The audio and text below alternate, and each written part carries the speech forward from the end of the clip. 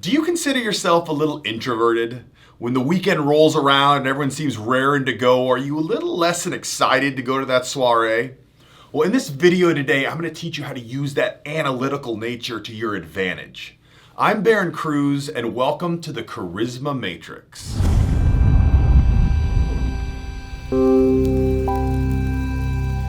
Introverted people oftentimes find themselves in their head in social situations.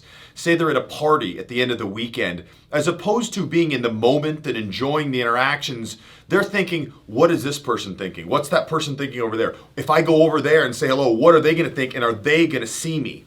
These are all very negative things to have happening in your head in a social situation. You want to be fluid. You want other people to be reacting to you, but that's much easier said than done. When you have a low level of anxiety anytime you're in a social situation, you're naturally going to be drawn into your head, thinking and making assumptions most of the time which are grossly inaccurate about everyone else who makes up the environment. So how do we combat this? Well, what we need to do is we need to use the fact that you oftentimes go in your head and look for reference points and try to decide how you predict other people would act to your favor. So we need to create an image of yourself in these social environments that is much more accurate, maybe even a little bit overly in your favor, as opposed to what you probably currently have, which is not in your favor, which is inaccurate to your detriment.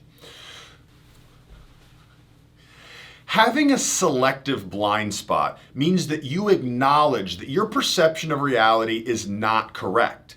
However, you understand that by having this inaccurate perception, it's actually working to your favor and helping you.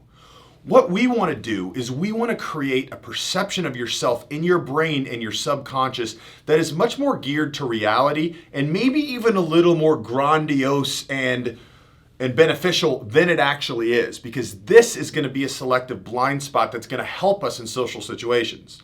Now, this may sound a little bit strange. Thinking, well, I actually want to have an accurate perception of myself in reality in social situations.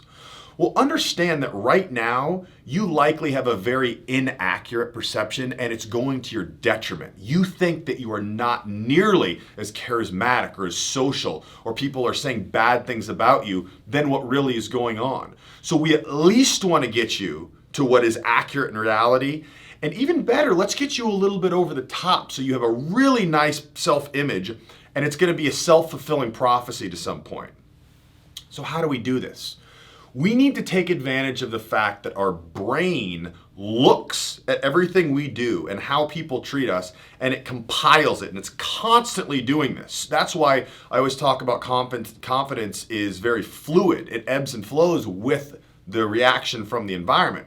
But we also know that your brain, your subconscious, remembers things a lot more when you're at a heightened emotional level and when things are reinforced. You know, you often hear incantations, or, you know, the old smiley Saturday Night Live skit, people like me, people like me. Well, that doesn't work. But when you're in a heightened emotional state and you present to your brain repeatedly positive reactions from the environment, we're actually able to use that kind of strange thing that our brain does to our advantage and hijack it and kind of hack it to build up a better perception and self-esteem in yourself than you naturally would just by getting these reactions in the environment. So how are we going to do this? Okay, so let's say you get a positive reaction from something in society. You're walking, you talk to someone, you crack a joke, and they laugh.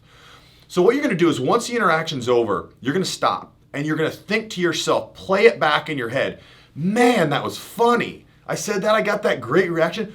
Who can do that? Who can just go up to someone on the street and say something and have them laughing? Man, you know, people really do think I'm cool. That was great. Not many people can do that.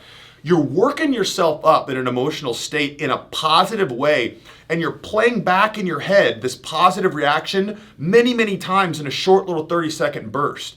So what that's going to do is that's going to supercharge, like crack for your brain, and that it's going to magnify the way your subconscious picks up on that little interaction. So whereas maybe it would take 10 interactions like that for your brain to start saying, yeah, man, you're starting to get pretty good. Maybe you're improving. Maybe you should talk to more people. But by just completely reiterating that over and over as you get more excited about it, man, that was How many people can do that? I just went straight up. I don't even know who they are. Great reaction. man, things are starting to come along well. By doing that, it's gonna, however many times, I don't know the actual data, but maybe 5 to 10 times is impacting. So it's gonna really speed that up. So now you'll find yourself every time you get a positive reaction, you're doing that, it's gonna greatly speed up and reduce the amount of time that it takes for your brain to have that positive reinforcement. Now, you're also gonna do this in the actual party that you're at, because it's gonna get your brain in a situational competence mode, because everyone has a certain level of competence, and then in certain environments they're very competent. You're with your family, you're with somebody you're a basketball player at your basketball court. So what we want to do is we want to get that basic level of competence from various situations, reinforcing things, but also we want to tell our brain we're here now and we're competent here now. So the first time you go up to that party and you're getting some punch and you say, hey man, did you come in tonight? Did you just fly in? He says, yeah, I actually flew in on United. The plane was delayed 30 minutes. You say, man, 30 minutes nowadays, that's a blessing. He's laughing. So now you're thinking, yeah, man, that's good. This place is nice. I'm feeling good. I'm getting good reaction. I must look really good tonight. I'm feeling really good. Get your subconscious once again on that crack, knowing you're good, but magnifying it through running it over and over in your brain. So now you're going to be more confident after that first positive reiteration of what happened. So you're going to find your brain, being an introvert, constantly going in and analyzing, how am I going to stack up? What if I talk to this person? Maybe they're looking at me funny. But the minute that you tell your brain that, you are positive, people are probably looking at you positive, you're going to be able to use that introvertedness to your advantage, because now when you check in with your brain and you're assessing what's going on and you're predicting what people are saying, it's going to be predicting through a very positive light. So now, as opposed to keep checking your brain, oh, they don't like me, they're saying stuff, your brain's saying, they probably would love if you wanted them to say hello. You'd probably get a really positive reaction.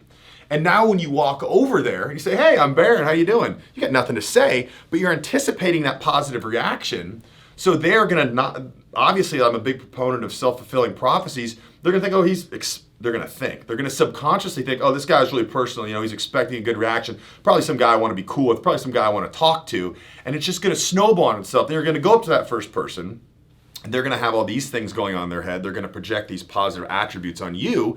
And after that first good interaction, you went up, once again, you're going to play it back in your head. I went up to them. I don't even know who they are. They wanted to talk to me. It seemed like they would wish I would hang around there all night.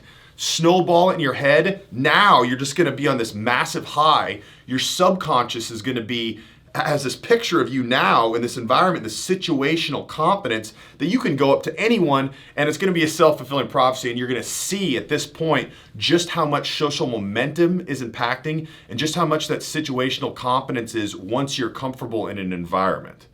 I really hope these things help out, because I've seen them help people many, many times, especially people who are introverted and oftentimes very shy in social environments. I know how difficult that can be and how kind of crippling it can be, because oftentimes we have to be in social environments, or the people we're with really want us to be in social environments, and we feel like it's such a pain and such a burden, and we won't perform and people won't like us.